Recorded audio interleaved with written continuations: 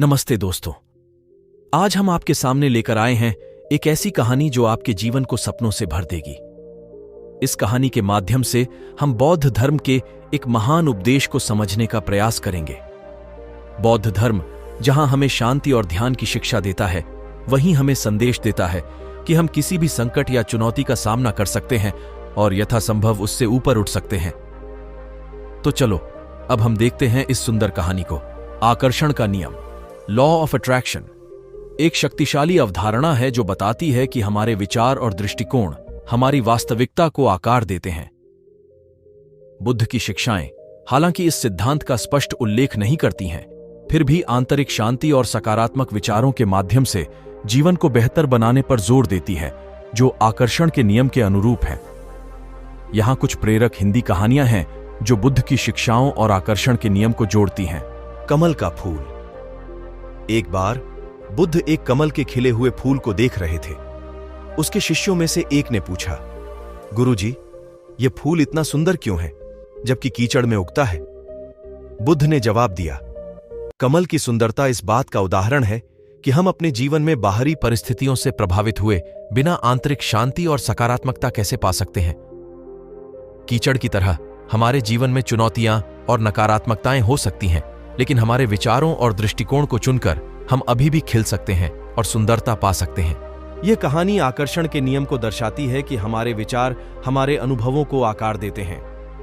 यदि हम सकारात्मक विचारों और दृष्टिकोण पर ध्यान केंद्रित करते हैं तो हम अपने जीवन में अधिक सकारात्मक अनुभवों को आकर्षित करेंगे। पत्थर का दिल। एक अन्य कहानी में बुद्ध एक ऐसे व्यक्ति से मिले जो दुखी और असंतुष्ट था। व्यक्ति ने बुद्ध से पूछा, मैं अपने जीवन में खुशी कैसे पा सकता हूं? बुद्ध ने उस व्यक्ति को एक पत्थर दिया और कहा, इस पत्थर को अपने हाथ में पकड़ो और उसे फूल में बदलने की कोशिश करो। व्यक्ति ने कोशिश की, लेकिन पत्थर को फूल में बदलने में असफल रहा। अंत में उसने हार मान ली और बुद्ध से कहा, यह असंभव है। बुद्ध ने मुस्कुराया और कहा, खुशी पाने की कोशिश करना पत्थर को फूल में बदलने की कोशिश करने जैसा है। खुशी जबरदस्ती नहीं लाई जा सकती, यह आपके भीतर पहले से ही मौजूद है।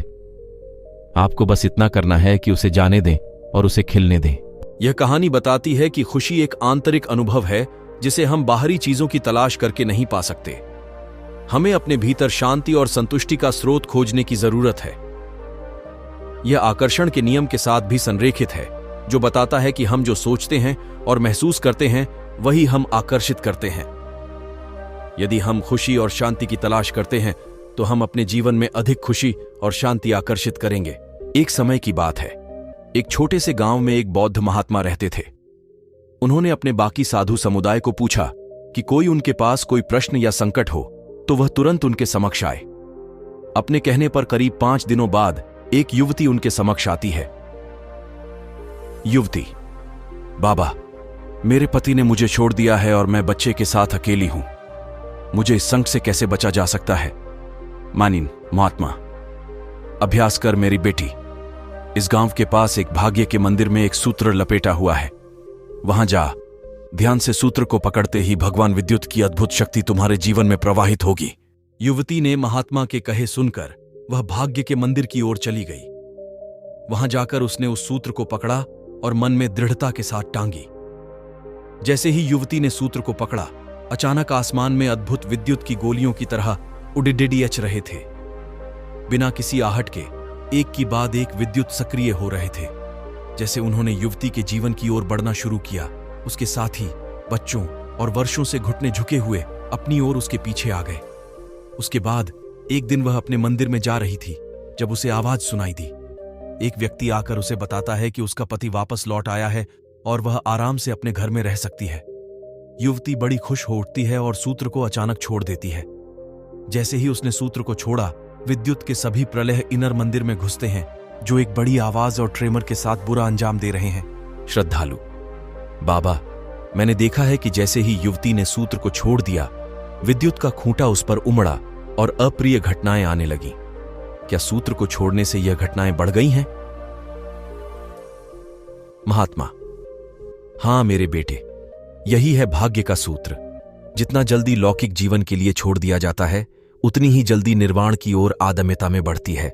यह ऐसी कहानी थी जिससे हमें यह समझने में मदद मिलती है कि जन्म से मृत्यु तक हमारे पास ये शक्ति होती है कि हमारे आसपास का एक भी इंच छोड़कर हमें हमेशा सकारात्मक, शांतिपूर्ण और प्रेरणादायक रख सकते हैं।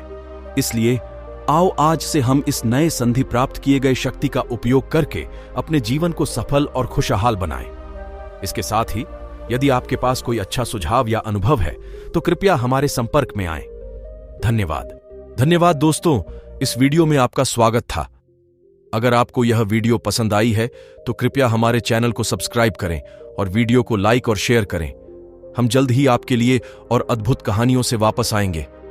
धन्यवाद।